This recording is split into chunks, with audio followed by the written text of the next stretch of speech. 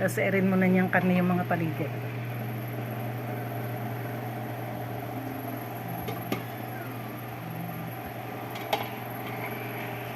Ay.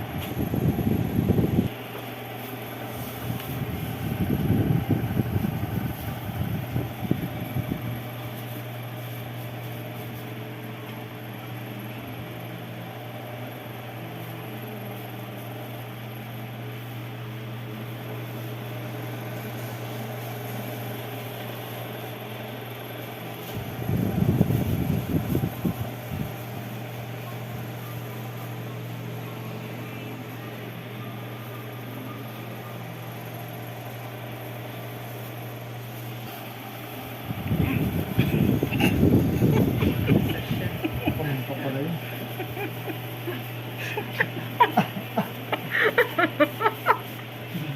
Sa amin pumunta yung paminta. Sama ng amoy.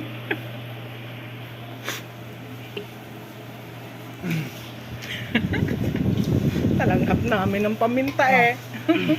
Tapang.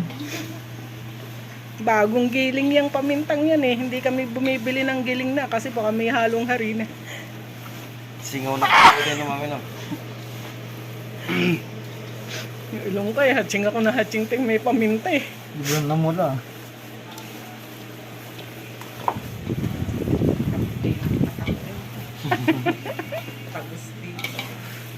Lalo kami, nakaharap sa amin ventilador.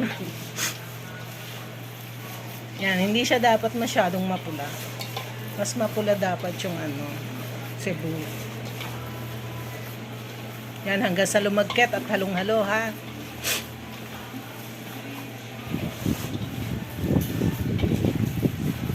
Yung lokban natin ma'am. Maggagawa pa ulit tayong lokba. Naabutan ba niya lokba? Eh, alam niya, hindi pa nakagawa eh. Ah.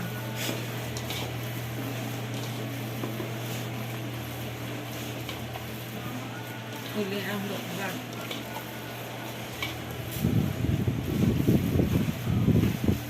Ganda ng kulay. Ganda ng kulay. Nice. Beef. Beef yan, di ba beef? Beef yun. Tingnan natin bukas kung anong lasa tsaka kung hindi matigas. Ganda ng kulay. Ganda ng kulay. Tama-tama. Yung nakaraan, para tayong belyas, no? Okay, tamo, galing humalo. Butcher siya eh. Butcher siya dati. Sa Opo. SM, Sa Robinson. Robinsons. Ah, okay. Kaya marunong niyang maghasa ng kutsilyo. Kaya marunong kaya marunong ka sa karne. Opo.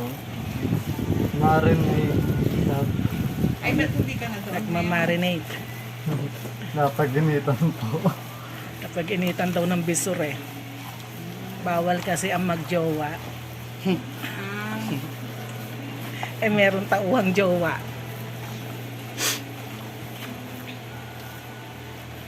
so marunong ka mag-marinate. Opo. Sa Magnolia po kasi ako dati. Saan sa Magnolia? Chicken station po. Ah, chicken station. Lahat po ng marinated ng Magnolia. Kami po gumagawa.